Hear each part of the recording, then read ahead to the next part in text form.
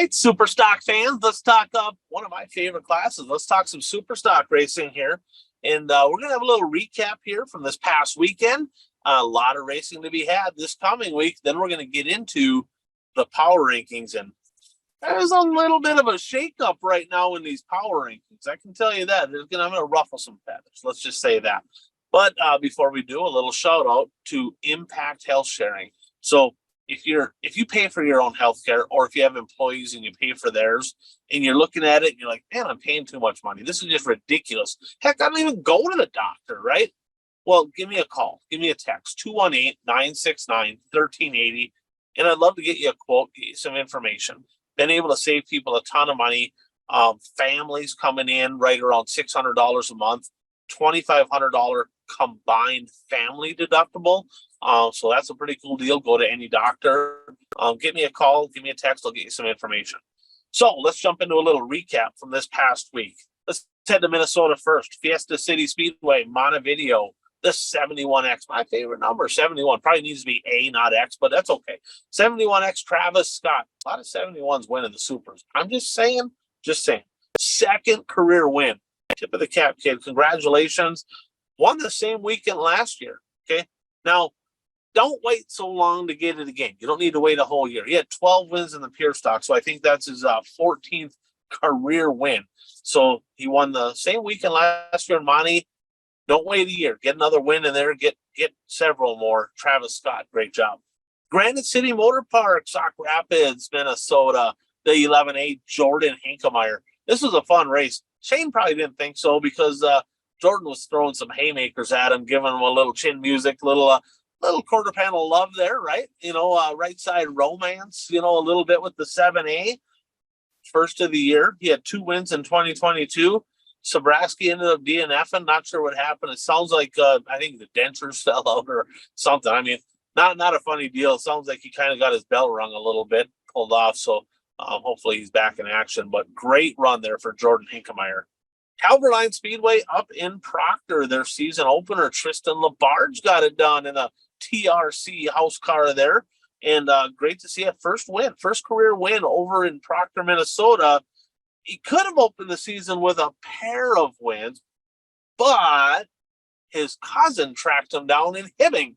Hibbing Raceway Saturday night, they had their season opener, and Tristan got out to a pretty big lead, and here comes Andy LaBarge and tracked him down in the affordable 79A and rolled right by him and drove off into the sunset. First win of the year for Andy LaBarge.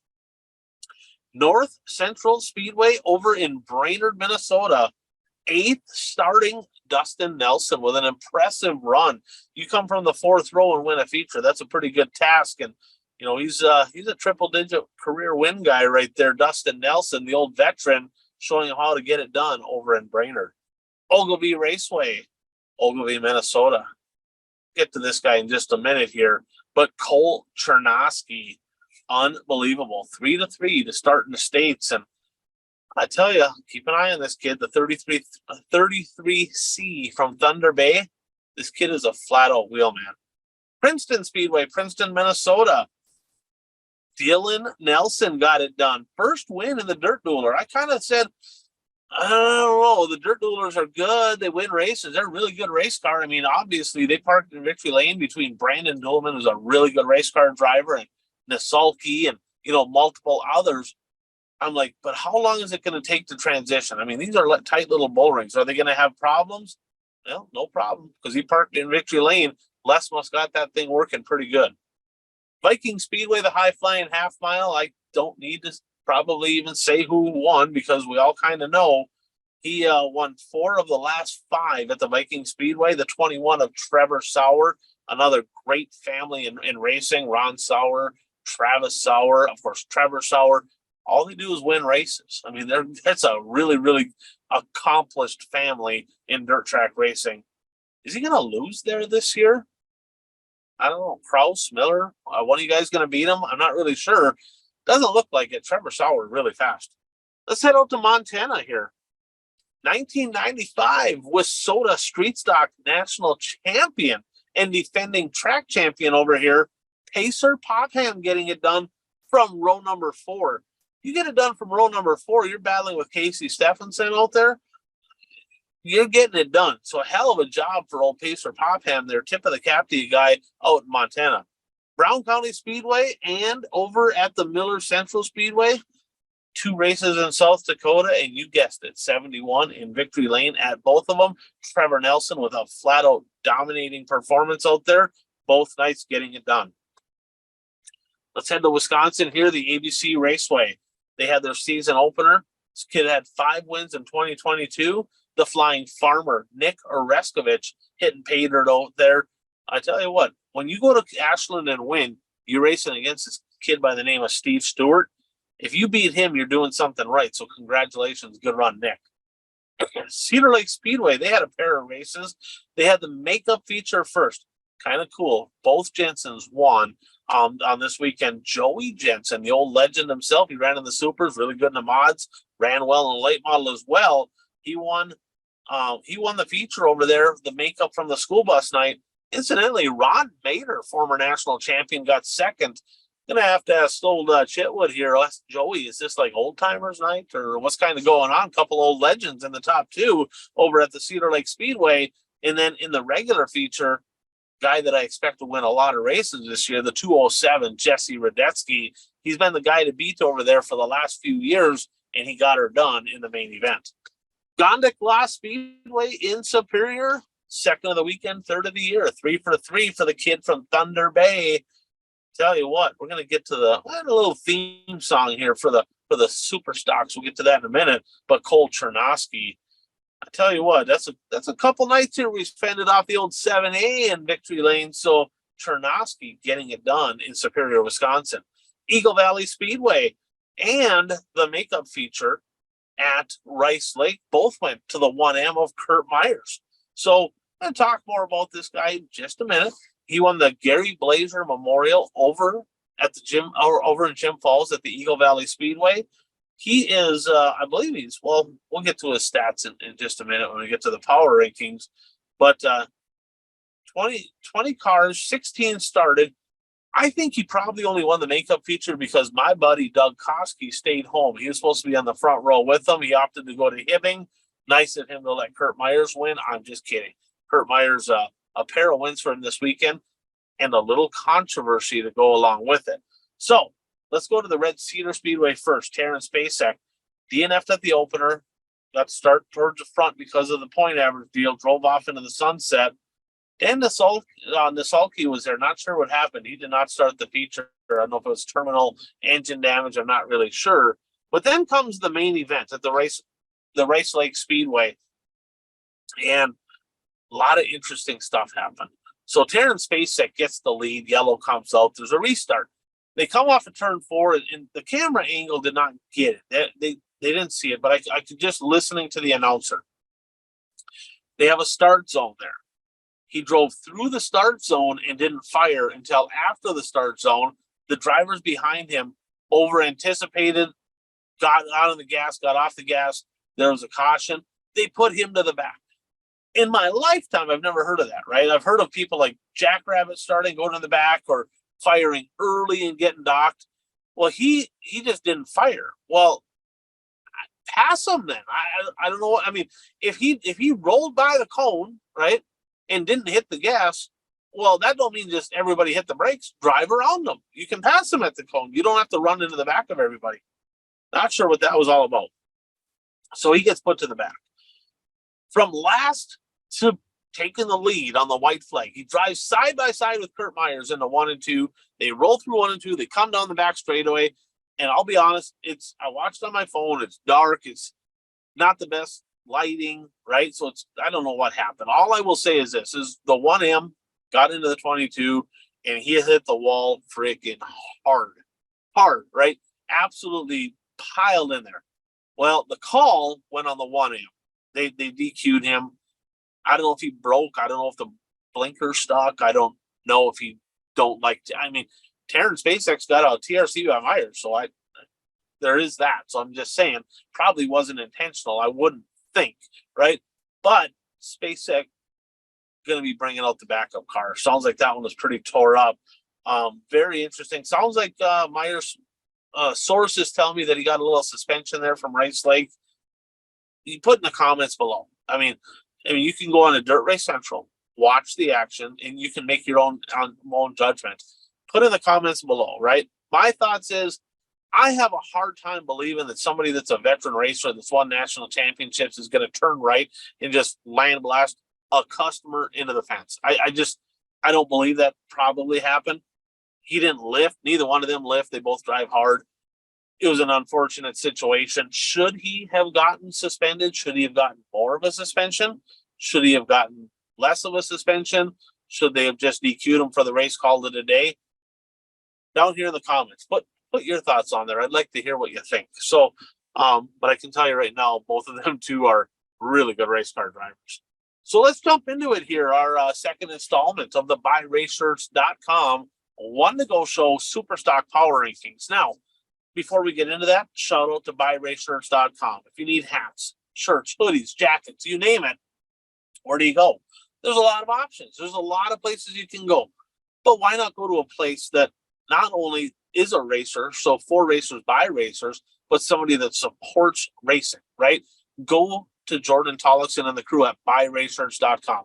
Check them out online. They do a lot of great work for a lot of racers, great people down there. Check them out. So at number 10, Kyle Kopp. Bounced him back a little bit. I tell you, rough weekend. He had a rough weekend this weekend. A couple DNFs in there. I'm expecting a big year. How do you rectify that? When you have some DNFs, guess what? We have this little thing called the point average lineup. That means the 26 is going to be starting up front. Kid, make them pay, right?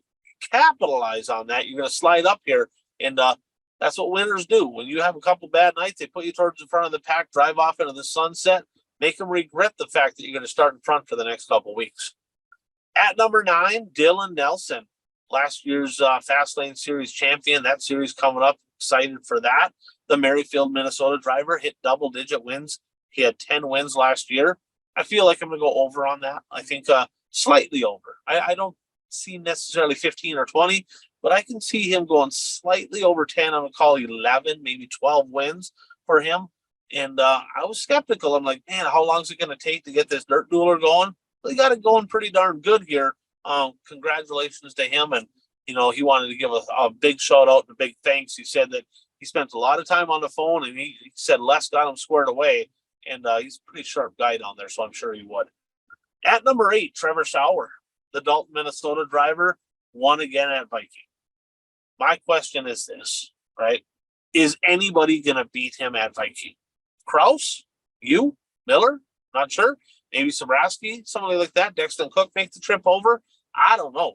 He is dang near unbeatable on the high-flying half mile. Kind of curious, do they boo him over there yet as much as they used to boo Scott Dan Zeeson when he won all the time? Kind of getting to that point, just saying, right? At number 7, Jesse Radetzky. 4 shows, 4 podiums. Looking like it's going to be another strong season. It's kind of up and down last year. Year before, unbelievable season. Last year, not quite as good, right? But Jesse Radetzky, I think that I can see him hitting double-digit wins right around that 10 mark, but super consistent. He's up front every night so far. At number 6, and probably going to be in a backup car for a little bit, I got Terrence Spacek at 6. Pair of wins and a junk race car. Unfortunate deal. He's going to be extremely motivated, and a motivated Terrence Spacek is probably not real good, because I raced against his dad, and he kind of reminds me of me. Like, we're not afraid to throw a little hip check now and then. Neither is Terrence, so he's going to be hungry for some wins after what happened last Saturday. At number 5, Dexton Cook. 21 wins last year, 7 shows, 4 seconds, 2 wins. I tell you, he's going to need to stack wins. 4. I have him at 5, and you're going to see why. The next 4, if I put these 5 together, I just think the next 4 are a little better, right? He's good. He's a hell of a race car driver, but he's always there, but he's not always the winner. He's second, third. If you want a shot, and his goal is to win a national championship, second ain't good enough. It is not. You might have to go with the mindset of throwing a hip check now and then. Rumor has it there's some people that thought you did last year, but that's neither here nor there, right? You're going to have to do what you got to do. You're going to have to stack wins. You're going to have to hit 30. You got to make that happen. Seconds just ain't good enough, but hell of a season so far. 4 seconds and 2 wins is absolutely nothing to shake a stick at. At number 4, and I bounced him all the way back from number 1, the Iron Man, Shane Sabraski. Come on, guy. Like, I don't know what's going on. I mean, there's been some bad lucks and DNFs and whatever, but the next few guys are a little quicker, straight up, right? We'll take the bad luck out of the situation. The next 3 are just faster. It just is what it is. Number 3, Kurt Myers. I know, he didn't make any friends in Rice Lake. He ain't here to make friends. Usually bring your own with you, right? 3 wins and that DQ, which could have been a win because he was battling for the lead on the last lap. I'm not sure how much he's going to race, but when the 1M shows up, he's going to be contending for wins, I promise. At number 2, and with that we bring the new theme song for the Wissota Superstocks. Oh, Canada, right? Cole Chernosky has been on a mission. His last 4 visits to the States, 4th row to 2nd at the Red Clay Classic, and 3 for 3 to start 2023. I would love to see this kid run 20 to 25 shows in the States, right? Get down here, spend some weekends down here, right? And race 20 to 25 shows. If he does that, Sabraski, Cook, Nelson are not going to be happy because he's going to stack some wins. This kid is really, really good. And at number 1, Trevor Nelson. I probably could have maybe slid him up there because he beat Sabraski early in the year, but it's hard to. Sabraski's in a little slump right now. He's going to come around. I promise. He's still going to hit 30 wins. It's Shane Sabraski. That's what he does. But Trevor Nelson is hungry, right? He's motivated. 2 races in South Dakota, no surprise, 2 wins. Plus, he had a win earlier this year as well. So, with that said, he's got 3 wins and a 2nd to start the season. Not too shabby. Is he going to get enough shows to contend for a national championship? I tell you what, this could come down to the wire. There's a handful of drivers in this Wissota Superstock division that can definitely stack some wins. This could get really interesting come August, and I'm super excited to see that happen. So, with that said, your number 1 driver right now in the buyraceshirts.com Superstock Power Rankings, the 71 of Trevor Nelson.